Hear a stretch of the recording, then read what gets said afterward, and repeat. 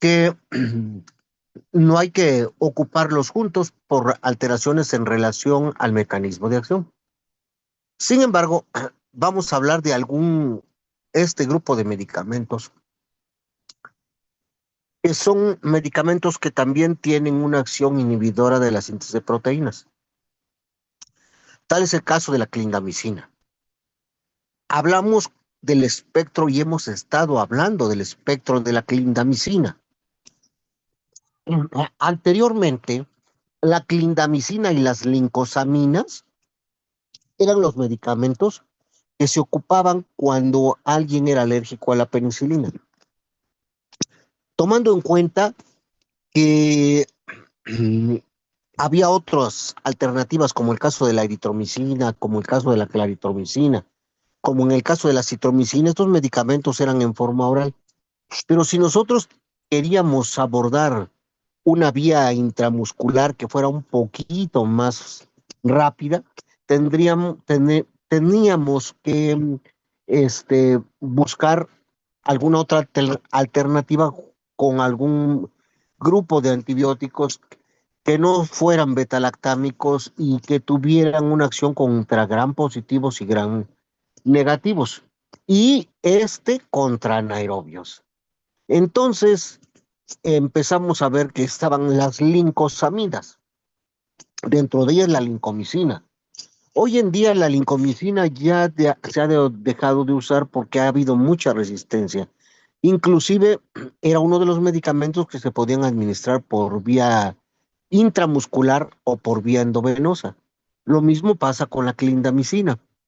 Entonces, en esta ocasión vamos a hablar de este grupo de medicamentos llamados lincosamidas, en el cual tenemos a las lincomicinas, a la clindamicina, fármacos constituidos por un ácido aminado que se llama metilprolina y un azúcar que es la paranosa, unidos por una amida.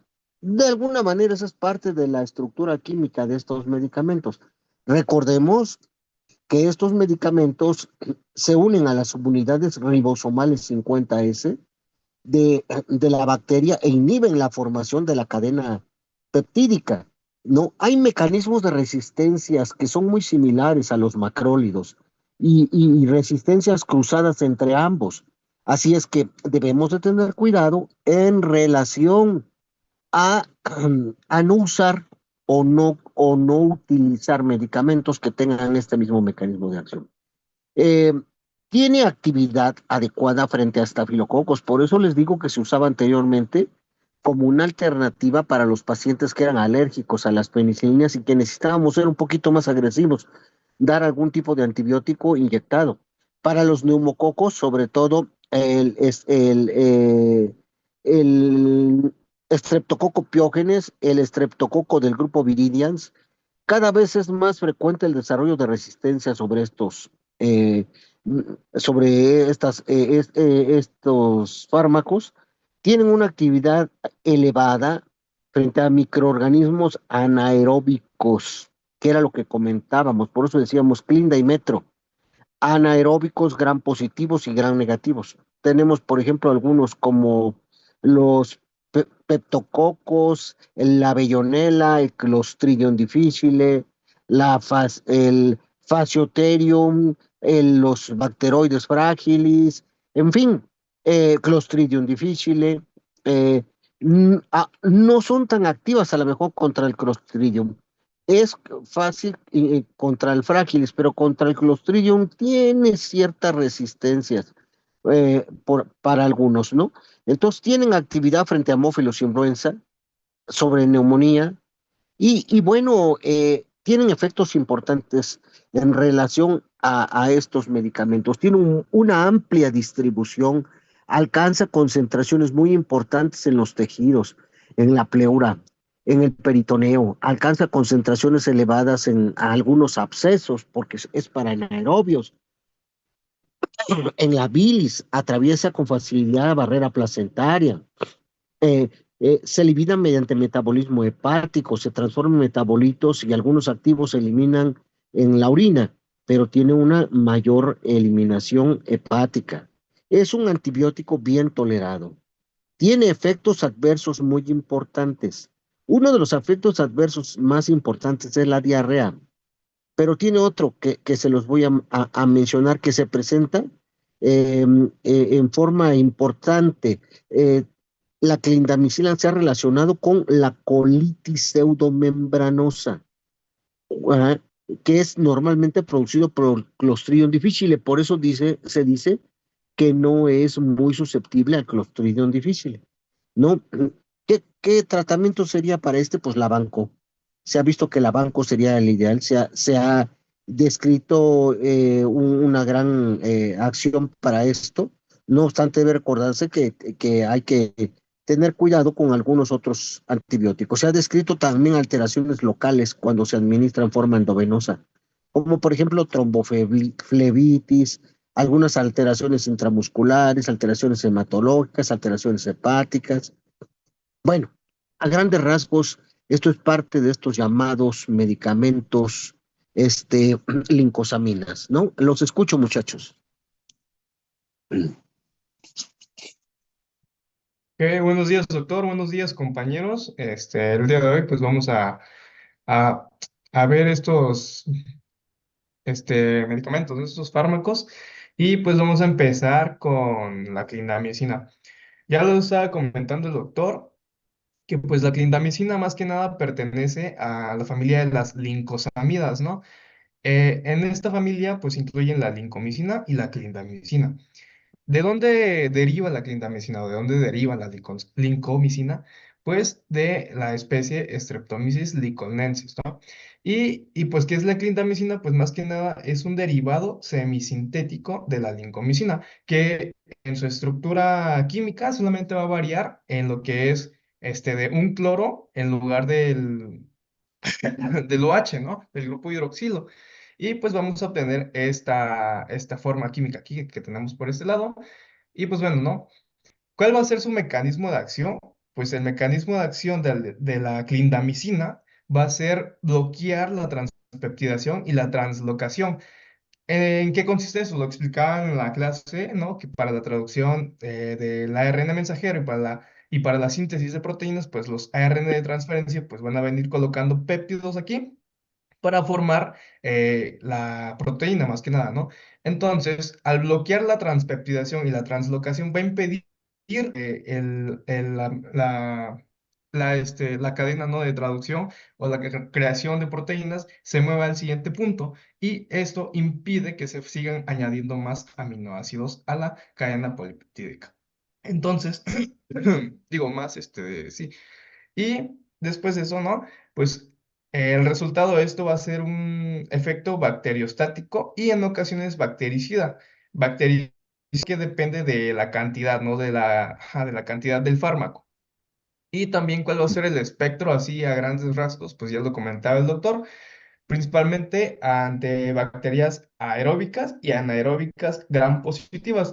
A las gram negativas, pues esas no, ¿no? Bueno, tenemos así como Streptococcus aureus, digo, Staphylococcus aureus, Streptococcus pyogenes o Streptococcus pneumoniae. También tenemos a lo que va a ser Bacteroides fragilis, Bacteroides fragilis, y Ujú.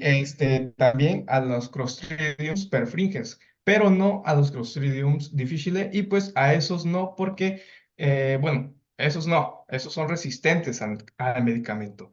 Y pues al tener esa resistencia, pues se va a estar asociada la colitis pseudomembranosa, como comentaba el doctor.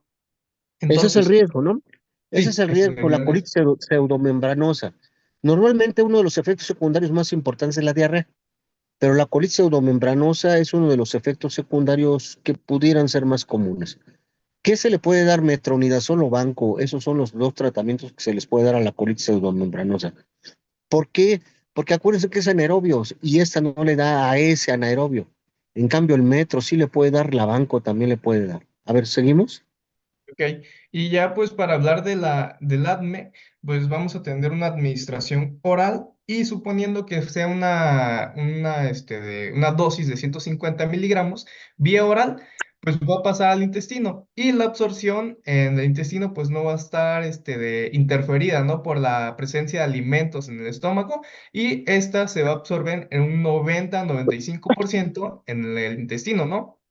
Y esto en un plazo de 45 a 60 minutos, pues va a pasar a la circulación sanguínea después de su efecto del primer paso, ¿no? Entonces, vamos a tener una cantidad aproximadamente o una biodisponibilidad de 2 a 3 microgramos por mililitro. Después de eso, la vida media del medicamento van a ser de 2 a 3 horas y durante todo este tiempo el medicamento va a pasar muy bien por todos los líquidos y los tejidos del cuerpo. Después de eso, pues bueno, también va a tener un 90% de unión a proteínas plasmáticas, principalmente a la albúmina, ¿no? Entonces, y bueno, ya lo comentaba, no tiene una buena distribución por todos los fluidos y tejidos, pero no en el líquido cefalorraquídeo. Y también sí es importante porque sí se difunde hasta los huesos, ¿no? Entonces, por eso sí es viable usarlo para la osteomielitis. Y después de estas 2 a 3 horas de vida media, pues el medicamento, la clindamicina, va a pasar a ser metabolizado en el hígado y pues se va a excretar por vía este, biliar y en la orina, en estas dos formas, ¿no? N-de-metilclindamicina y sulfóxido de clindamicina. Continuamos. Ajá, Bueno, entonces, es un medicamento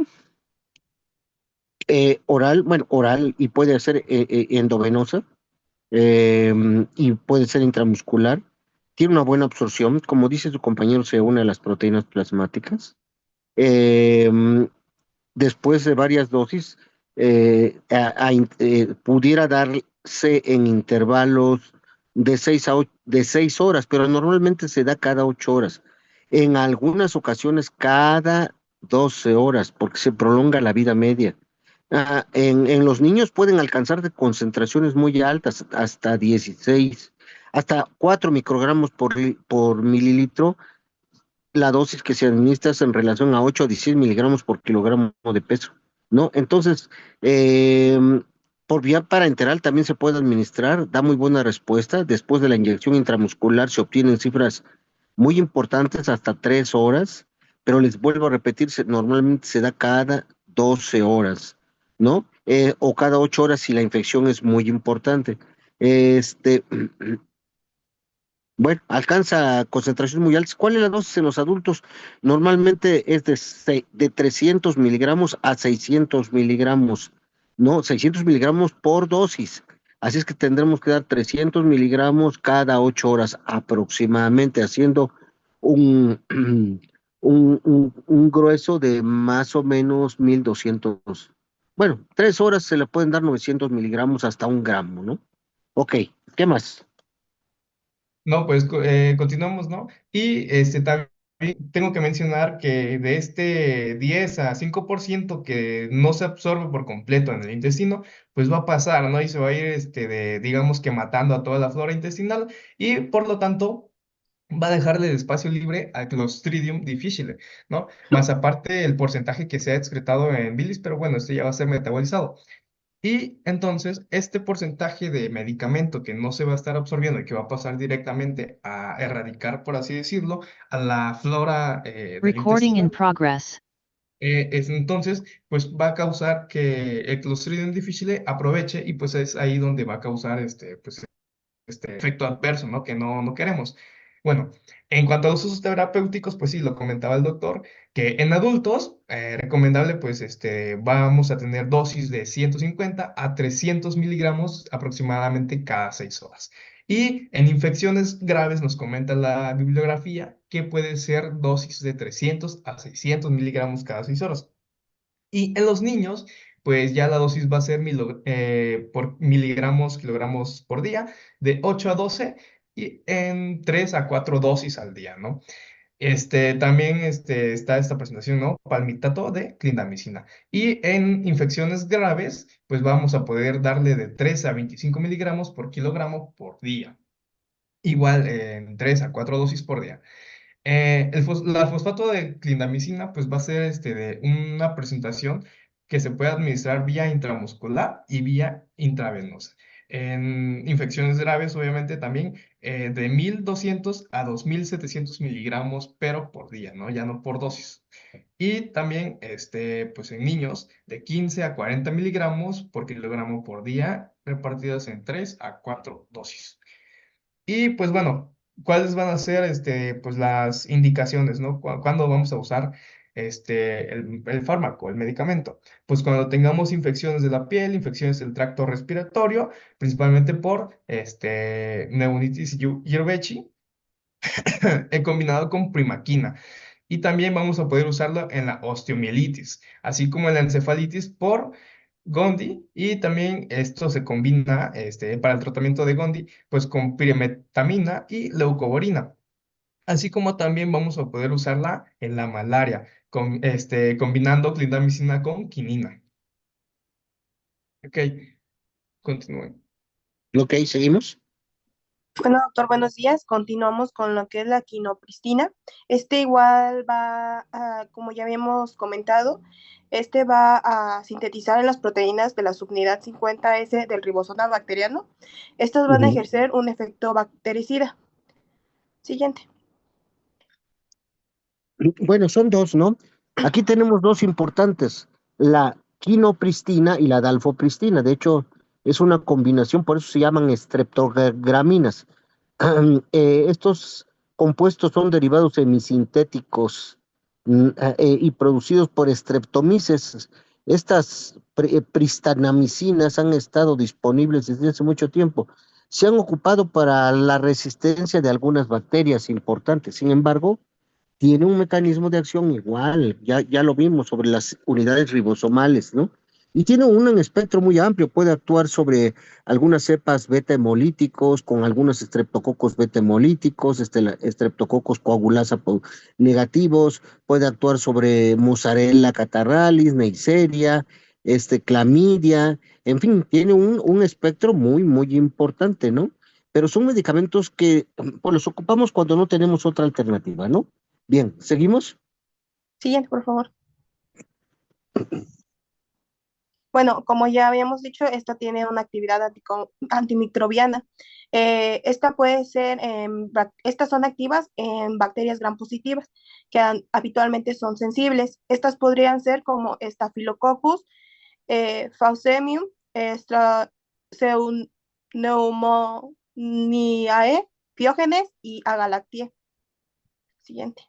Neumonía, estreptococo neumonía, ¿no? El estreptococo neumonía es uno de los que pudiéramos utilizar para este grupo de medicamentos. Por eso les digo, son la estrepto y la dalfopristina y la quimnopristina, ¿no? Entonces pueden tener un espectro muy amplio, ¿no? Corinebacterium, Clostridium, Mozzarella, Neisseria, son fármacos de uso intravenoso, ¿eh? Ojo, casi no tenemos oral, es de uso intravenoso debido a que no se absorben cuando se administran por vía oral. Difunden rápidamente en los tejidos, en el interior de los macrófagos, pero tienen acción endovenosa. ¿No? Se han eliminado en forma muy rápida a través del metabolismo hepático por el citocromo 6P3A4 y hay algunos, y tiene algunos fármacos o metabolitos y se eliminan fundamentalmente en las heces, en la bilis y en las heces. A ver, ¿seguimos? Bueno, hablando de su resistencia, va a tener tres mecanismos de resistencia adquiridos. Uno de estos puede ser la alteración del ARN ribosomático 235. También tiene el bloqueo de las permeasas que intervienen en el transporte de la transmembrana. Y un tercero podría ser la inactivación por acetilación de las estreptograminas del grupo A o por hidrólisis del grupo B. Siguiente, por favor. Bueno, como lo comentaba el doctor, este fármaco solo va a ser de uso intravenoso. Este se va a difundir en los Bueno, los tejidos. dos, los dos. Tanto la quimiopristina como la dalfopristina son endovenosos, ¿no? Son endovenosos, ya dijimos. Tienen uso endovenoso debido a que no se absorben cuando se administran por vía oral, no tienen una buena absorción. Bien, Mm, ¿seguimos? Estos fármacos se van a eliminar fundamentalmente por las bilis o por las heces. Ok, Siguiente, sí. por favor. Bueno, los efectos adversos que pueden tener estos pueden ser ejemplos como las mialgas, ¿Cuál, cuál, artralgias, cuál, mialgas, cuál dices? ¿Cuáles son los mialgas. efectos adversos? ¿Eh? ¿Cuál? Bueno, no te escucho. A ver, ¿dónde está la que está hablando? Son como mialgias. Eso, mialgias. O sea, son problemas musculares. De hecho, los efectos adversos secundarios más frecuentes son relacionados con la administración por vía intravenosa o intramuscular. O sea, causan dolor en el sitio de la inyección. Pueden causar flebitis en el sitio de la administración, artralgias, mialgias, ¿no? Flebitis, que pueden ir disminuyendo por medio de la administración de, a lo mejor se sugiere ocupar un catéter grueso para evitar alguna extravasación y eso haga un problema de alteración importante, ¿no? Este, las artralgias y las mialgias tienen más probabilidad de ser un problema en pacientes, sobre todo con insuficiencia hepática. En esos pudiéramos tener alteraciones importantes y tal vez se debe a alguna acumulación de los metabolitos en los tejidos y por eso pueden dar este problema, ¿no? Se tratan de reducir en relación a la frecuencia, por eso normalmente se administran o una vez al día o cada 12 horas para evitar la concentración y el depósito de estos medicamentos, ¿no? Es un medicamento que tiene inhibición, bueno, que tiene un metabolismo por el CYP3A4, por lo tanto, los fármacos que actúan sobre este citocromo pudieran tener interferencia con estos medicamentos, ¿no? Eh, Pudieran tener interferencia con midazolam, terfenadina, temisol, algunos otros medicamentos que tienen este mismo metabolismo. La administración de estos medicamentos con algunos fármacos o con otros que tengan este mismo metabolismo, pueden realizar interferencia, por eso no se sugiere administrar en conjunto con este, ¿no? Por eso hay que tener mucho cuidado cuando nosotros administremos estos medicamentos y sobre todo en combinación con algunos otros que tengan este mismo metabolismo. ¿Seguimos? Sí, y también puede tener alteraciones gastrointestinales y también puede dar prurito. Como decía usted, es mejor, se aconseja que sea a través de vía venosa central. A Siguiente, por ver, favor. muy importante. Hablamos en relación a cómo hay que administrarlo. Bueno, aquí dice la dosis, ¿no? Dice, acordémonos, estos son medicamentos que no tienen una buena absorción oral. Se administra por vía endovenosa lenta, ¿no? Cuando menos hay que administrarlo en una hora, ¿no? Por el efecto tóxico que tienen al extravasarse, pues. Normalmente hay que diluirlo. No es muy compatible o es incompatible con solución salina, y tampoco puede diluirse con heparina. Se debe diluir con solución de dextrosa al 5% para evitar que tengamos algún evento de depósito y cuando lo administremos se queden esos depósitos. Las concentraciones normalmente séricas deben de oscilar entre 3 microgramos por mililitro. La vida media de este medicamento oscila alrededor de 0.85 horas y 0.7 horas, ¿no? Para la dalfopristina y para la quimiopricina, 0.8 horas. Echen las cuentas. Es muy importante el volumen de distribución, el metabolismo es hepático, ya lo dijimos, la eliminación también es por vía hepática. La diálisis peritoneal o la hemodiálisis a veces no alteran de manera importante la farmacocinética. No se recomienda ajustar la dosis a menos que el paciente sea incapaz de tolerarlo, si no, pues normalmente hay que ocupar algún otro medicamento, ¿no? ¿Qué más?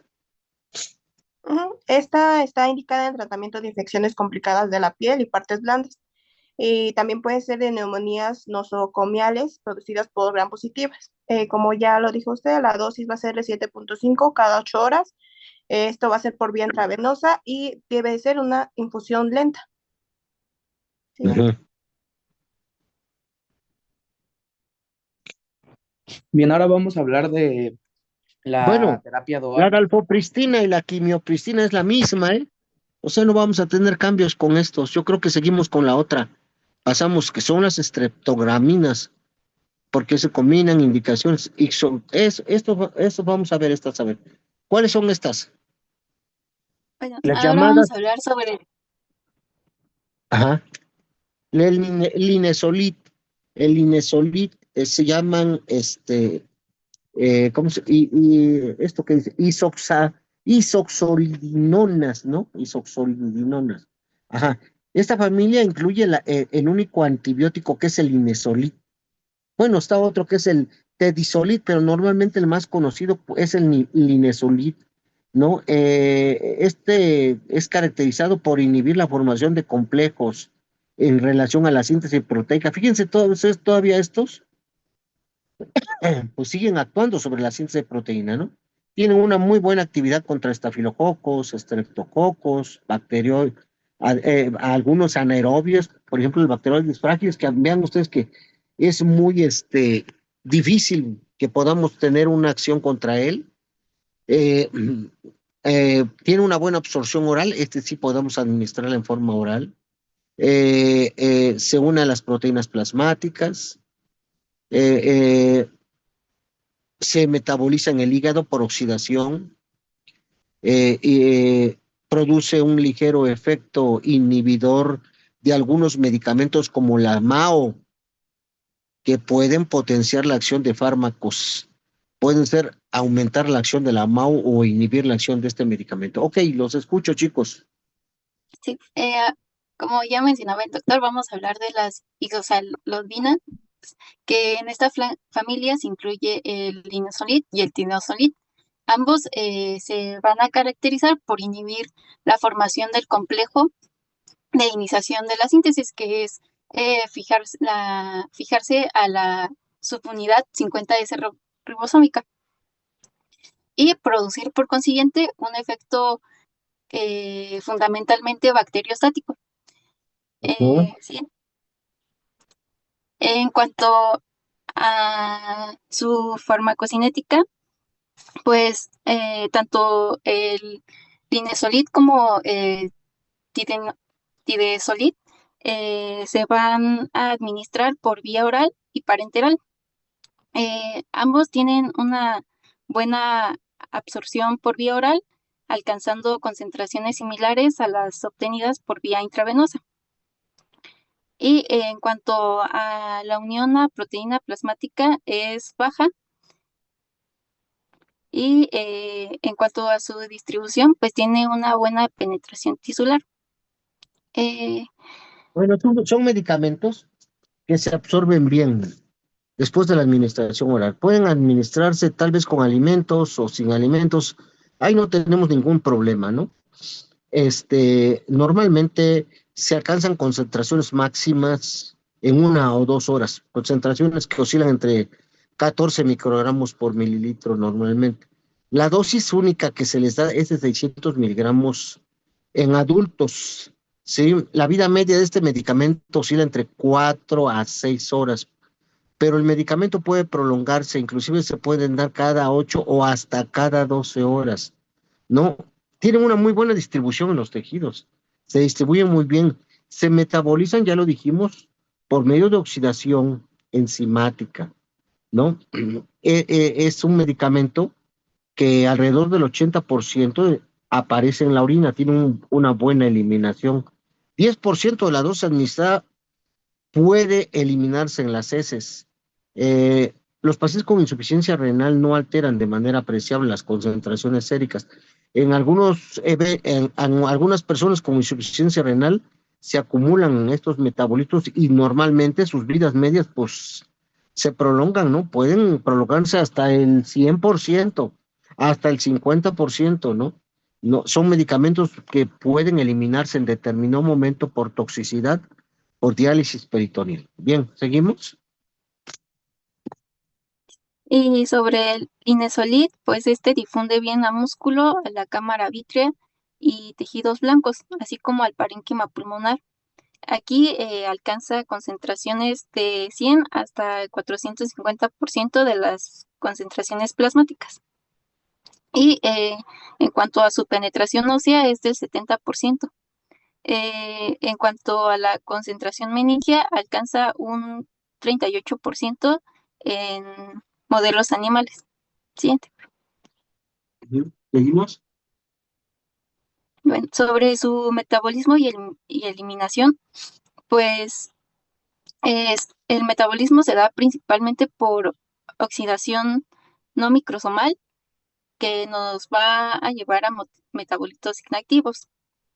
Y este se da en mayor al 50% del fármaco se elimina inalterado por vía renal. Bien. En cuanto a la insuficiencia renal, aquí no se requiere un ajuste de dosis y se elimina por diálisis, por lo que este puede administrarse después de estas. Y en cuanto a la resistencia, no tiene resistencia cruzada con otros antibióticos. Tiene resistencias poco frecuentes, como las mutaciones del ARN 23S.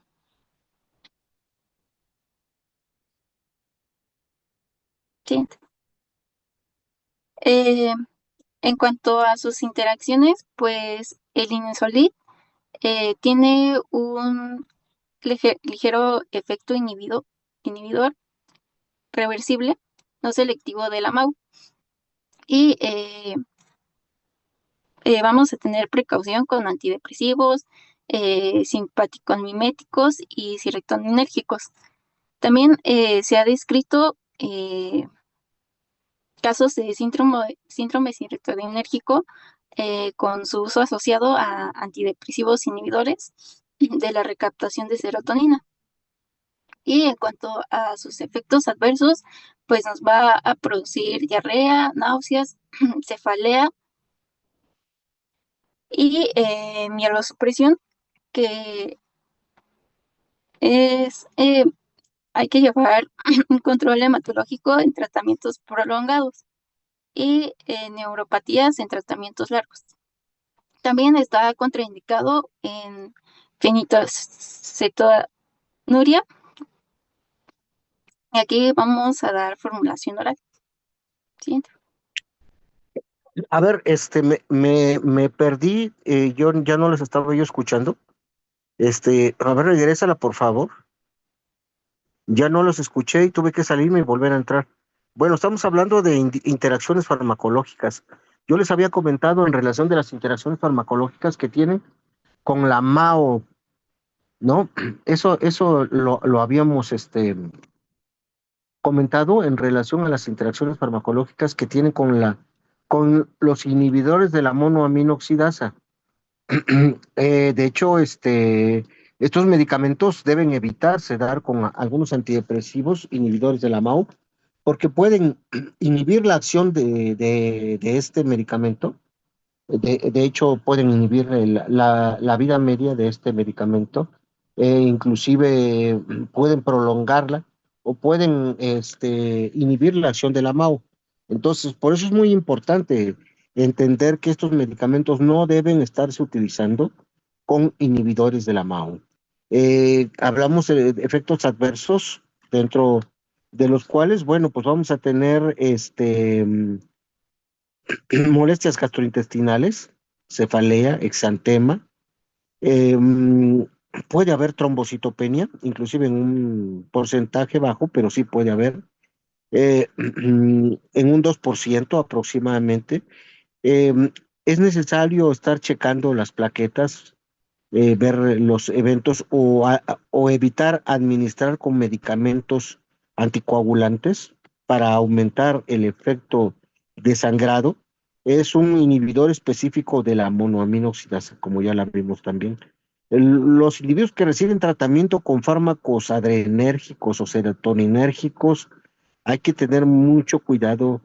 O que consumen, por ejemplo, tiramina. Acuérdense de que la tiramina se eliminaba con en algunos pacientes con carnes asadas, que consumían carnes asadas, quesos, vinos. Entonces, habría que tener mucho cuidado con la liberación de tiramina, ¿no? Entonces, mucho ojo, sobre todo con algunos eventos de este tipo. Ok, ¿seguimos?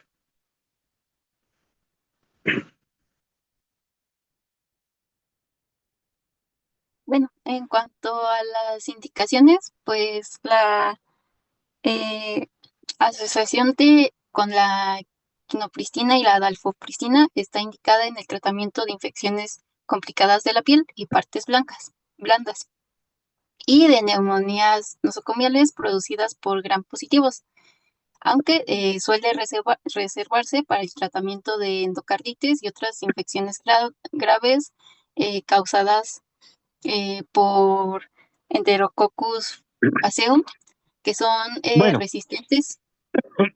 eso estábamos viendo en relación a la dalfopricina, pero el Inesulit, ¿cuáles serían sus indicaciones? O sea, ¿dónde está aprobado?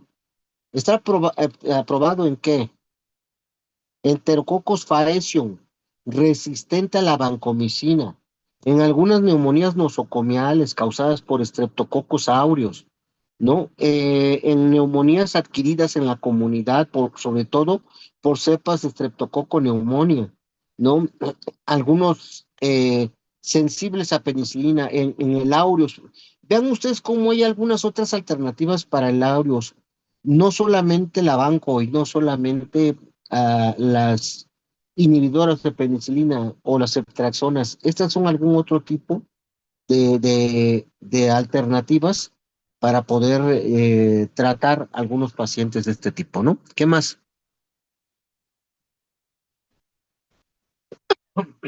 Sí, te escucho. Sí, siguiente. Bueno, ahora vamos a hablar sobre la espectronomicina, que es un antibiótico bacteriostático derivado de la familia de los aminoglucósidos. Eh, esta se, se utiliza principalmente para el tratamiento de ciertas infecciones bacterianas, especialmente la gonorrea, que es causada por Neisseria gonorrea, y particularmente en personas alérgicas a las penicilinas o cuando hay cepas resistentes a otros antibióticos.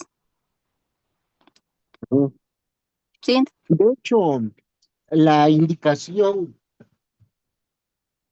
para la pectinomicina ha sido muy limitada, ¿eh?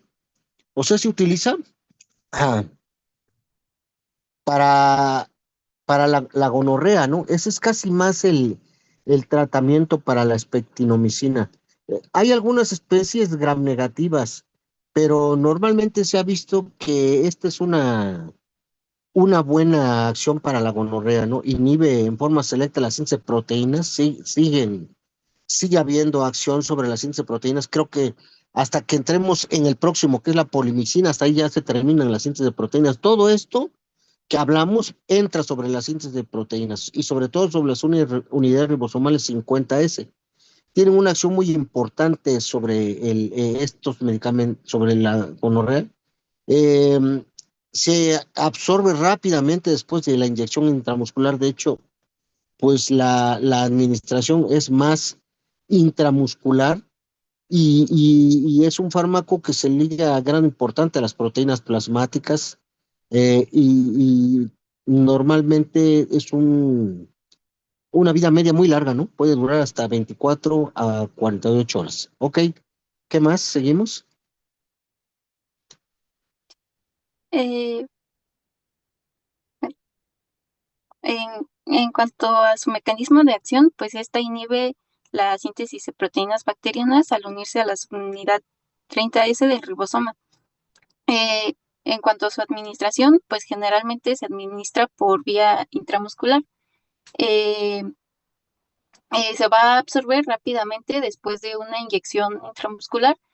Los niveles del suero aquí se alcanzan una hora después de la administración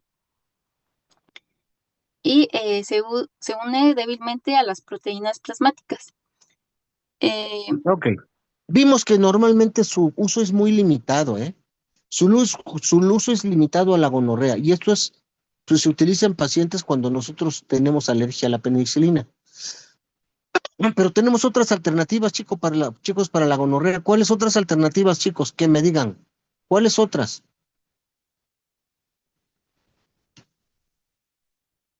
¿Qué otra Las cosa podemos cefalosporinas. utilizar? Cefalosporinas tercera generación, ceftriaxona. ¿Cuál otra?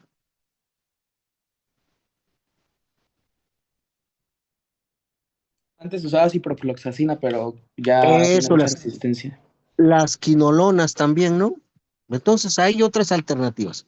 Bueno, yo creo que con eso terminamos esta. Vamos a pasarnos a la que sigue. Por favor, la que sigue. Eso. Ya vamos a entrar sobre otro grupo de medicamentos. Ya vimos algunos que actuaban sobre la pared bacteriana. Pero ¿qué hacen estos que actúan sobre la pared bacteriana? Pues destruían la pared porque actúan sobre la formación del péptido aminoglucano que le da cierta resistencia a la pared bacteriana. Estos que son medicamentos que van a actuar ya sobre pared, ya no vamos a actuar sobre síntesis de proteínas. Estos medicamentos lo que hacen es que aumentan la liberación de organelos, o sea, como que chupan la bacteria, actúan sobre la pared, como que jalan los organelos, los sacan, los expulsan y los destruyen. Entonces, estos son medicamentos que se puede considerar destructores, ¿no? Que pueden ser bactericidas, no bacteriostáticos. Y en ese tenemos dos muy importantes. Bueno, tenemos a los glucopéptidos, como es el caso de la vancomicina y la teicoplanina, que tienen un muy parecido evento, y el otro es la polimixina y la colistina, que son medicamentos que ya no se usan casi, se utilizan más que nada en enfermedades oculares. Pero bueno, vamos a ver en relación a esto. A ver, ¿qué pasa? Te escucho. Sí, bueno, primero vamos a comenzar definiendo qué son los glucopéptidos. Estos son un grupo de antibióticos con estructura química compleja. Van a incluir a fármacos como ya lo mencionó el doctor, como la vancomicina y la teicoplanina, Ujú. que estos son los derivados más recientes, como la televancina, la oritabancina y la dalbavancina. Ujú. Los nuevos tienen mayor actividad y semivida prolongada. En cuanto a su mecanismo de acción, estos inhiben la síntesis de pared celular bacteriana, impiden la polir- polimerización del peptidoglicano y debilitan la pared. También tienen efecto bactericida frente a la mayoría de gram positivos, excepto Enterococcus, donde son bacteriostáticos. Siguiente. Siguiente. Ah, bueno, A en ver, estos cuanto a los... glucopéptidos, a ver, estos glucopéptidos son antibióticos de espectro tal vez reducido. Eh, Tienen acción sobre algunos gérmenes eh, que son productores de penicilinasa. La banco, la teicoplanina son fármacos que pues corresponden a esto. Los glucopéptidos, los glucopéptidos inhiben la síntesis de la pared bacteriana. Hace ratito les dije que había algunos otros que chupaban. No son estos. Estos son la neomicina y la polimixina. La neomicina no, porque la neomicina es un aminoglucósido. Pero la polimixina sí. O sea, vamos a hablar sobre medicamentos que actúan sobre la pared bacteriana. Estos inhiben la síntesis de la pared bacteriana y ejercen un efecto bactericida. Hace rato hablaba yo con Leo y le decía yo, es que dice, ya lo vimos, le digo, no, no, es que no lo hemos visto porque no hemos visto específicamente cómo actúan, cuál es su resistencia, cuáles son sus efectos secundarios. O sea, estos son medicamentos, los dos, que inhiben la síntesis de la pared bacteriana, ejercen un efecto bactericida. Su actividad antibacteriana se dirige en forma especial a las bacterias gram positivas, más que algunas otras en las que prácticamente no se ha descrito tanta resistencia, como en el caso de las penicilinas. La resistencia bacteriana sí se produce, pero se produce como consecuencia de la síntesis de proteínas de la membrana sin actividad a la unión de estos antibióticos. Se han descrito tres tipos de resistencias, vamos a decirlo así. El tipo de tipo A, por ejemplo, es VAN A, que es de alto grado inducible plasmático y transferible hacia otras bacterias, por ejemplo, en el Enterococo faecium.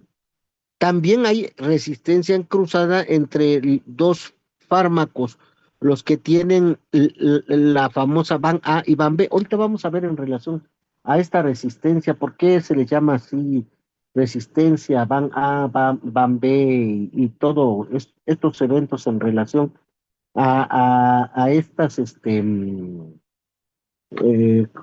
¿cómo se les llama? Resistencias de enterococos a la vancomicina. Y estos dependen de la alteración del blanco, que es la alanina de alanina, hacia la de alanina lactato o a la de alanina serina. Esta es la resistencia que depende de esta alteración en el blanco, el cambio de aminoácidos. Entonces, que se unen poco a la vancomicina por la falta que hay de un sitio de enlace, ¿no? Para que ocurra esta alteración del fármaco se requieren unas enzimas que se agrupan. Y estas enzimas que se agrupan son llamadas VAN. Por eso se les dice VAN A. Se han descrito varios fenotipos de resistencia a la vancomicina. La VAN A, que contiene resistencia a la tecoplanina y a la vancomicina. Hay otros que se identifican como VAN B, que tienen que mostrar un nivel menor de resistencia. Y se han identificado también las VAN C, que es el menos importante en la clínica, ya que no tienen tantos efectos en relación a la vancomicina o algunos otros eventos. Ok, seguimos ahora sí. Bueno, como ya mencionaba el doctor, vamos a tener la actividad antimicrobiana, que esto son altamente activos contra bacterias gram positivas, tanto aerobias como anaerobias, como el Staphylococcus aureus, el Staphylococcus coagulasa negativos, los Streptococcus, los Enterococcus y otros como el Clostridium difficile. Y eh, y estos nos van a ser activos contra bacterias gram negativas. Tampoco serán activos contra micobacterias y contra hongos. En cuanto a su resistencia, se produce como consecuencia de la síntesis de proteínas de membrana que no tienen la capacidad de unión a estos antibióticos. Y como ya mencionaba el doctor, tenemos tres tipos. El tipo A o VAN A, que es de alto grado, que es inducible y que es plasmídico, transferible y que fundamentalmente aparece en Enterococcus faecium y que nos genera una resistencia cruzada entre los dos fármacos. Las de tipo B o VAN B y C o VAN C son de bajo grado, son inducibles, no transferibles y presentan una repercusión clínica mínima.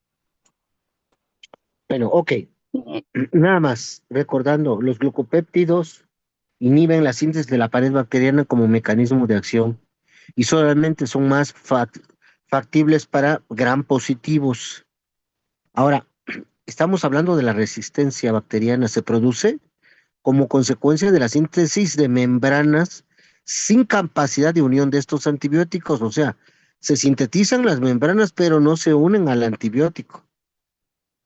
Ya les dije, o ya dijo su compañera, se han descrito tres tipos, VAN A, VAN B y VAN C, y las VAN A son las que tienen gran evento en relación a la resistencia, las otras no van teniendo tantos efectos en relación a la resistencia. Y esta resistencia, sobre todo de los enterococos, depende de la alteración en el blanco, cómo se combina en el blanco, ¿no?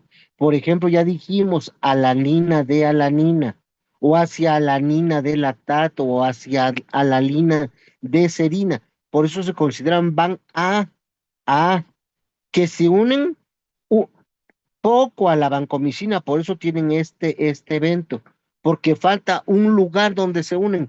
Borran en el enlace el sitio activo donde se van a unir estos antibióticos y por lo tanto no la leen, no tienen un lugar donde se van a fijar y este es un modo de resistencia. Y ahora se llaman van, ocurre estas alteraciones del blanco y requieren enzimas. Estas enzimas se agrupan en genes y se les da el nombre de van.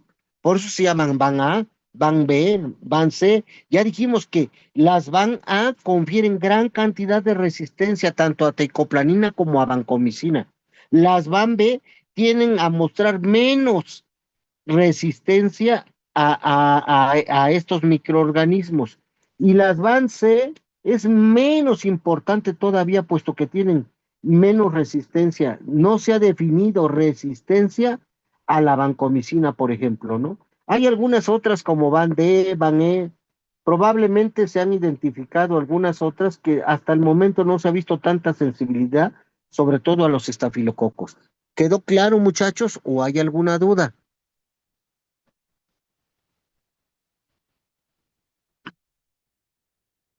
¿Quedó claro? ¿Está claro, Sí, doctor? Bien, doctor. seguimos entonces. Seguimos, muchachos. Bueno, sobre la vancomicina, pues esta va, como ya lo dijo el doctor, inhibir la síntesis de pared celular bacteriana, uniéndose con alta afinidad a los terminales de alanina, de las unidades precursoras del peptidoglicano. También va a impedir la transglicosilación y transpeptidación, afectando la estabilidad de la pared bacteriana. La teicoplaina va a ser similar a la vancomicina, pero va a inhibir la síntesis de la pared celular al unirse a los residuos de alanina y va a actuar en un sitio diferente al de los beta-lactámicos. Eh, Ninguno de los dos fármacos, como lo mencionaba el doctor al principio, se va a absorber por vía oral. Esta indicación solo va a estar indicada por esta vía en el tratamiento de la colitis pseudomembranosa producida por Clostridium difficile. Entonces, su administración, por lo tanto, debe realizarse siempre por vía parenteral. La teicoplaina puede administrarse por vía intramuscular y va a tener una biodisponibilidad muy elevada. Siguiente. Siguiente. ¿Sí?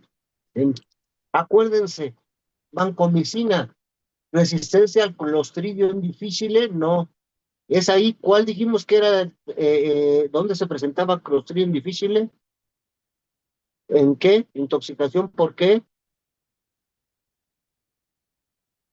¿Por qué dijimos? ¿En dónde? Por la clinda. Dijimos tratamiento de la intoxicación por clinda, por la colitis pseudomembranosa, banco o metro. ¿Sale? A ver qué más.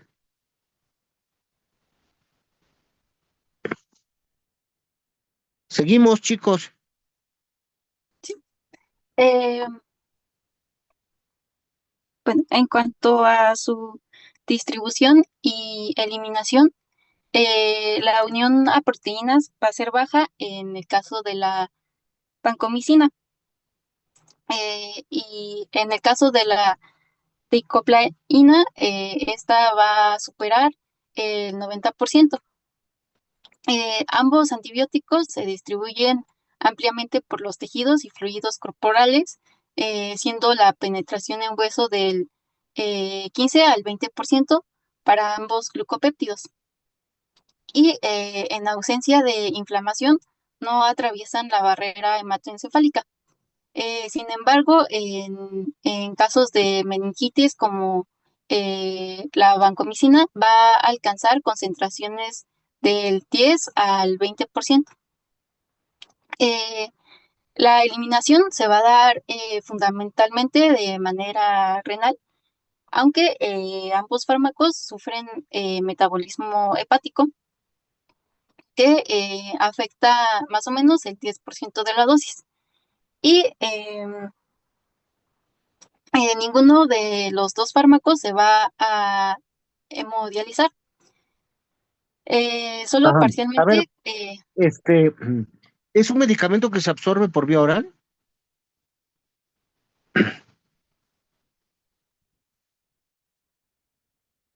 No tiene una buena absorción vía oral, ¿no? No tiene una Pero buena sí hay absorción cápsulas. oral. O sea, después de ingerir se absorbe en poca cantidad por vía oral. Por eso casi no tenemos una administración en forma oral. El fármaco se administra por vía endovenosa.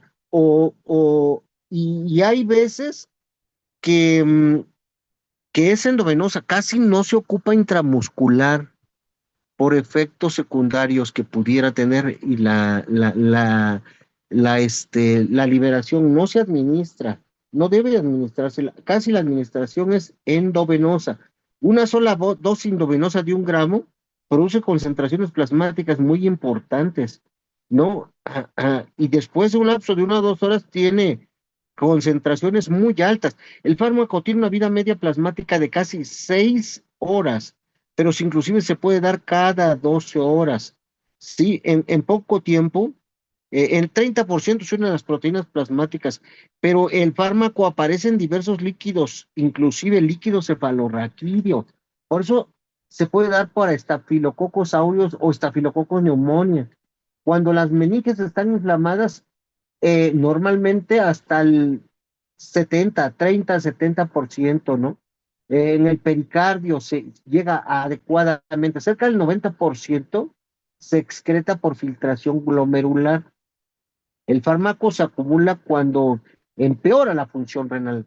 Por lo tanto, este fármaco es nefrotóxico. Ojo, es nefrotóxico, no podemos ocupar en pacientes con efectos o alteraciones de nefrotoxicidad o que ya tengan insuficiencia renal, ¿no? Eh, Habrá que tener ciertos ajustes cuando tengamos un paciente de este tipo, ¿no? Eh, Habrá que ver si puede eliminarse por hemodiálisis. Normalmente es posible eliminar rápidamente el fármaco del plasma por hemodiálisis, ¿no? Bien, a ver qué más. Solo sobre su semivida de eliminación va a ser de 3 a 9 horas para la vancomicina y de 50 a 130 horas para la teicoplaina en pacientes con función renal normal. Siguiente.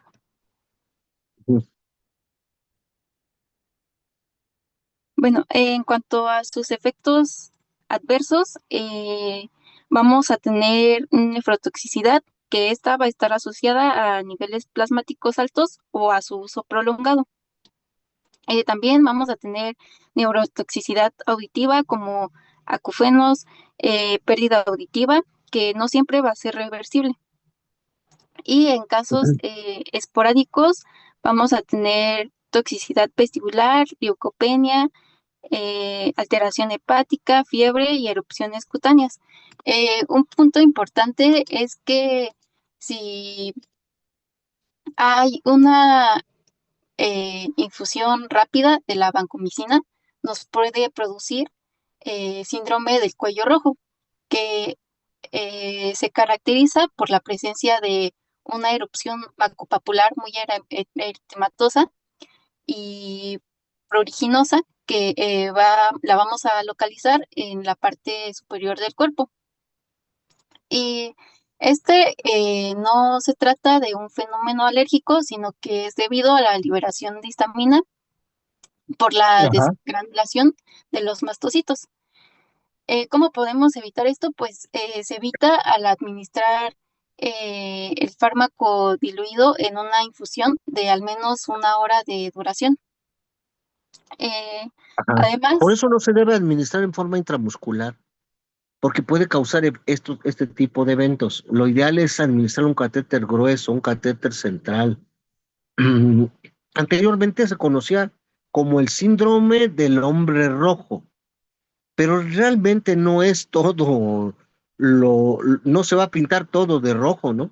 Normalmente es el cuello y un poco el tórax, ¿no? Que es a donde normalmente se va a liberar esta gran parte, y es por la liberación de histamina en forma importante, y tendremos que dar antihistamínicos para mejorar y lógicamente suspender el medicamento, ¿no?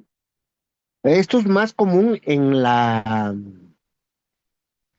vancomicina eh, que en otras. De hecho, el principal efecto adverso de la teicoplanin es la erupción cutánea, ¿no? Sí se puede ver eh, allá.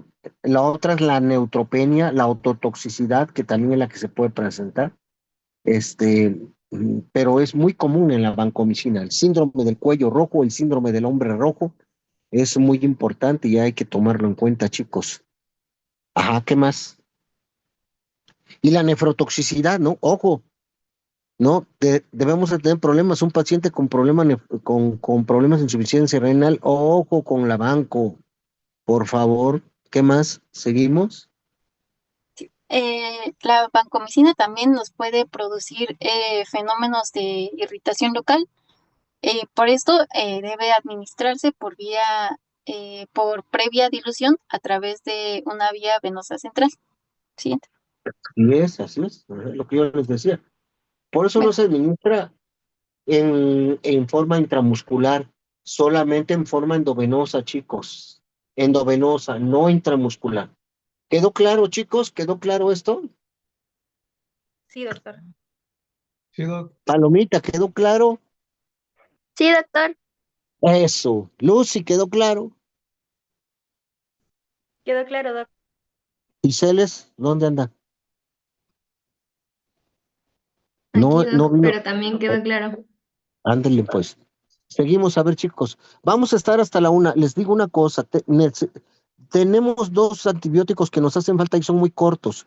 Yo les sugiero que terminemos de una vez ahorita. Ya no nos vemos en la tarde. ¿Les parece? Sí, doctor, ya, Doctor, ¿está bien? Ajá, ya vamos a terminar. De hecho, nos faltan. Bueno, vamos a terminar ahorita. Nos falta nos falta polimixina y bacitracina. Ok, a ver, ¿qué más me van a decir de la vancomicina y de la teicoplanina? ¿Qué más? bueno, ahora vamos a hablar sobre la monitorización de las concentraciones plasmáticas. Eh, La monitorización de los niveles plasmáticos en valle de la vancomicina va a permitir reducir el riesgo de efectos adversos y asegurar su eficacia. Eh, Vamos a poder predecir de manera adecuada la actividad de los glucopéptidos con el consciente entre la exposición total del fármaco, que va a ser el área bajo la curva, y la concentración mínima inhibidora. Eh, por lo tanto, pues se aconseja que el área bajo la curva y la concentración mínima inhibitoria para la vancomicina sea mayor de 400. En la práctica asistencial se determina el valor de la concentración mínima, que debe estar entre los 15 a 20 microgramos sobre mililitros. Y sobre la tecoplanina, pues esta no va a requerir monitorización, pero se aconseja que para mejorar la eficacia en pacientes, para mejorar la eficacia en pacientes con endocarditis, y en estos casos la eficacia óptima se va a alcanzar cuando vamos a mantener concentraciones plasmáticas superiores a 20 a 40 microgramos sobre mililitros. Ok, seguimos. Es conveniente monitorear estos pacientes con química sanguínea, ver cómo está la función renal, con la depuración de creatinina, para ver cómo están sacando la creatinina y ver si no está acumulándose, ¿no? Si se acumula creatinina, quiere decir que se está acumulando banco. Hay que tener mucho cuidado, sobre todo con pacientes con insuficiencia renal. pacientes con insuficiencia renal hay que ajustar la dosis y se elimina por hemodiálisis en caso de que tengamos una toxicidad. ¿Qué más? ¿Seguimos? Ajá. Bueno, vamos a hablar sobre la polimixina. Ujú. Estos van a ser elaborados por diferentes cepas de Bacillus. Hay dos subgrupos importantes de esta, va a ser la polimixina B y la polimixina E, que es la colistina.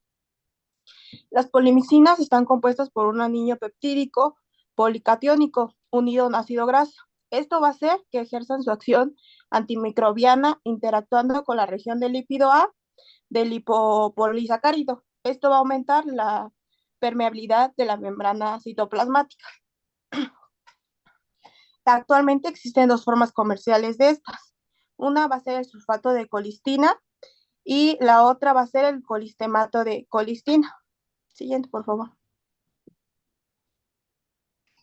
Bueno, esta va a tener su actividad antimicrobiana. Estas van a ser activas exclusivamente frente a bacilos gram negativos aerobios. Estas incluyendo a las enterobacterias.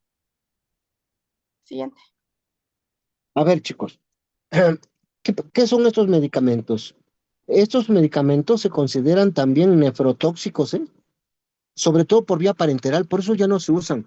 Las polimixinas se han dejado de usar por sus efectos secundarios, sus efectos nefrotóxicos. De hecho, cuando se ocupan por vía parenteral, su uso se ha limitado nada más al uso oftálmico. Es decir, nosotros ocupamos combinaciones de neomicina, polimixina y bacitracina. Todavía no vemos la bacitracina, la vamos a ver después. Pero la combinación de estos tres medicamentos, que es un, que es un medicamento que actúa sobre la pared bacteriana, la neomicina, que es un medicamento que es un aminoglucósido, y bueno, vamos a ver la bacitracina que es un medicamento que entra de los grupos polipeptídicos, podríamos decir también, que pudieran actuar sobre la pared bacteriana. Entonces, son medicamentos que tienen un gran poder sobre la pared y sobre empezar a sacar los productos de la bacteria. De hecho, actúa sobre bacilos colicistinis, a algunos otros bacilos anaerobios, pero no tiene un gran poder antimicrobiano fuerte, por eso se ha limitado su uso y además produce efectos secundarios muy importantes.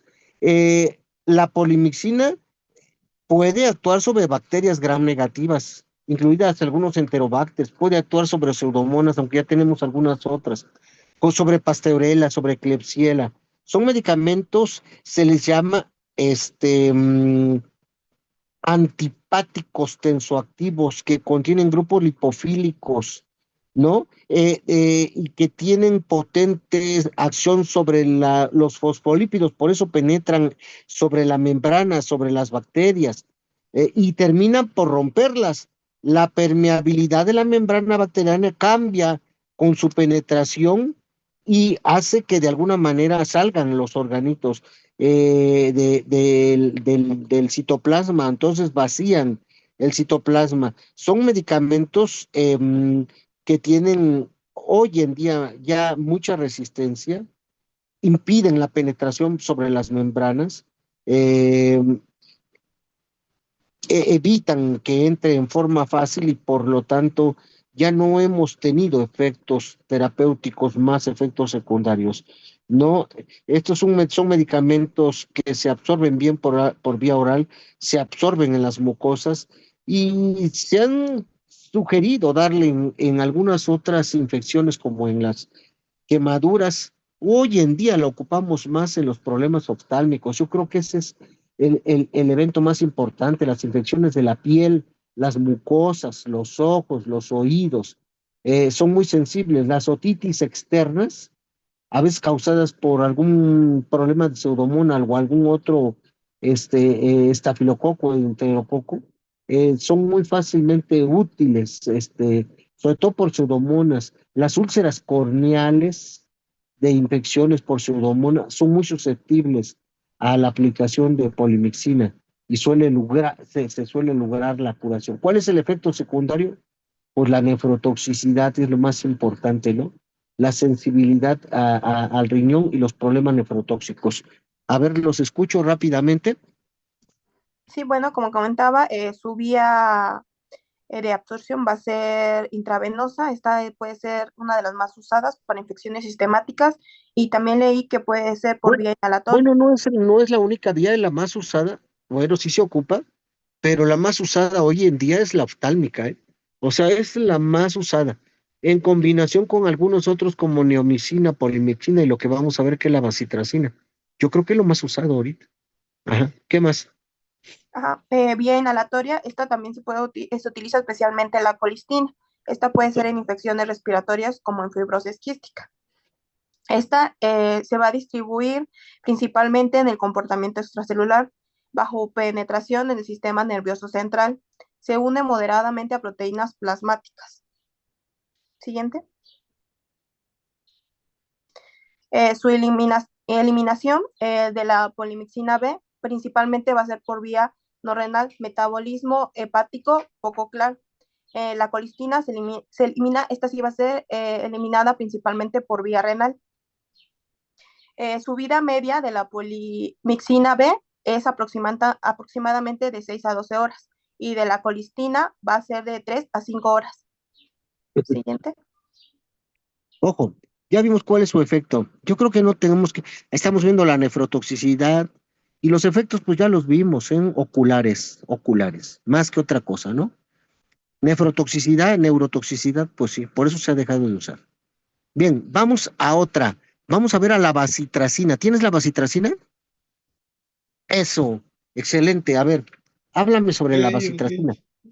Bueno, ya para terminar con la bacitracina, Ujú. pues este fármaco tiene un origen característico, ¿no? Pues hay una historia que dice que pues una niña se cayó y se pegó y se lastimó y la herida se infectó y se le hizo un cultivo porque pues estaba enferma, estaba grave y en el cultivo pues se aisló un estreptococo, pero ¿Cómo se llamaba esa niña? Margaret Tracy, Tracy, por eso se le puso así, ¿no? sí, Tracina. Bacitracina, por Tracy, por esta niña. De ahí se aisló, ¿no? Ahí se aisló esta bacteria bueno, este antibiótico, y se vio que tiene una gran capacidad, es un antibiótico que de alguna manera, tiene propiedades, polipeptídicas, ¿no? Muy parecidas a las que acabamos de ver ahorita, y actúa sobre diferentes bacilos o cocos gram positivos, sobre todo algunos gram negativos como Haemophilus influenza, treponema pálido, pero es más sobre los gram positivos, ¿no? Igual, igual que la polimixina, se ha dejado de usar por efectos tóxicos, este, como nefrotoxicidad, es decir, aminoglucósidos como neomicina, vancomicina, polimixina y bacitracina, esos cuatro son nefrotóxicos. Por eso, tanto bacitracina, polimixina y neomicina se han dejado de usar y los ocupamos en forma oftálmica, con una buena penetración. Porque, por ejemplo, Pseudomonas aeruginosa que da en el ojo es sensible a estos medicamentos y pudiéramos darles en forma muy importante. Entonces, este es una buena alternativa para alguna infección ocular y está combinado, ¿eh? Se llama polimixin y tiene neomicina, polimixina y bacitracina, las tres, y dan muy buena respuesta a nivel ocular. A ver, ¿qué más? Para los chalaciones, bueno, ¿eh? Bueno, bien, ¿qué más? Sí, y pues así, entonces se aisló esta bacteria que producía pues el antibiótico y por eso se le puso Bacillus subtilis bar Tracy. El mecanismo de acción pues va a constar en que se va a inhibir el ciclo del bactoprenol. El bactoprenol pues va a ser un transportador lipídico. Veámoslo como este albañil, ¿no? Albañil de construcción que pues va a llevar los ladrillos desde el citoplasma hasta la membrana Ah, para construir, pues, o para fortalecer su peptidoglucano. Entonces, ¿qué es lo que hace la bacitracina? La bacitracina va a inhibir la desfosforilación del bactoprenol. Eso quiere decir que, pues, el bactoprenol, pues, ya no va a poder seguir, funcionando y ya no va a ya no va a poder seguir llevando, ¿cómo se llaman? Los precursores del peptidoglucano. Y entonces, pues ya no. En cuanto al espectro, pues vamos a tener aquí en 0,1 unidades por mililitro, va a tener van a ser susceptibles los cocos y bacilos gram positivos, así como también las neiserias, Haemophilus influenzae, lo comentaba el doctor, y Treponema pallidum. Y ya, fíjate que actualmente nada más era en forma endovenosa, ¿eh? Ya no se podía, ya no había presentación ahora, pues oral, no, es más endovenosa y tópica. Tópica, por ejemplo, en algunas quemadas, en algunos ungüentos oftálmicos. Es ahí donde podemos tener cierta acción. Ya se aplicaba en forma parenteral, pero ya realmente ya no se ocupan. Sus presentaciones ahora son en pomadas oftálmicas o dermatológicas, ¿no? También se pueden ocupar en polvo para preparar algunas soluciones. Se aplican en algunas, junto con neomicina, junto con polimixina, por ejemplo, para hacer algunos lavados en las ondas, de pacientes que han estado mucho tiempo hemipléjicos, hay que cambiar las ondas. Esta combinación da muy buena respuesta para evitar las infecciones recurrentes de los pacientes a los que están constantemente con sondas ureterales, ¿no? Y que causan infecciones subsecuentes y combinadas, ¿no? Bien, ¿qué más? sí, y pues en dosis de 0,5 a 5 unidades por mililitro, pues va a tener este espectro con Lactinomyces y Fusobacterium. Y ya estas bacterias de por abajo, pues van a ser resistentes, ¿no? Entre las que tenemos las enterobacterias, pseudomonas, cándida, especies de cándida y nocardia. Y pues bueno, los usos terapéuticos, pues igual ya comentaba el doctor, ¿no? Que el efecto adverso más importante, más significativo, pues va a ser la nefrotoxicidad. Y es por eso que actualmente se usa, pues principalmente por vía tópica, ¿no? Usada para infecciones leves de la piel, como las heridas, quemaduras o cortaduras. También oftálmicamente para conjuntivitis bacterianas, como pues la provocada por la pseudomona, como lo comenta el doctor, para el oído externo y sistémica. Pues esta sistémica pues es la que ya no se usa, ¿no? Por lo tanto, por lo que pues tenía este efecto adverso que sería la nefrotoxicidad. Y pues yo creo que eso ya es todo. Ok, entonces la bacitracina, a veces sola o combinada con otros antibióticos, no tiene utilidad probada en el tratamiento. Ah, pero pues se ha ocupado, pero con otros. Muchas de las veces los otros son los que tienen la actividad. Esta sola, a veces no tiene tanta actividad, o sea, no tiene utilidad. Por eso ya también ha dejado. Se utilizaba antes en furunculosis, en piodermia, en antrax, en impéticos, en abscesos superficiales y profundos, en caso de infecciones abiertas, úlceras dérmicas, algunos otros eventos tópicos, pero se ha visto que realmente tiene poca utilidad. La utilidad más es en gotas, poseen ventajas importantes ahí, eh, inclusive no producen tantos efectos de hipersensibilidad. Las conjuntivitis, por ejemplo, superadas las úlceras infectadas, mejoran en forma muy importante con el empleo de bacitracina local o combinada, ¿no? Como yo les decía, la unión de neomicina, polimicina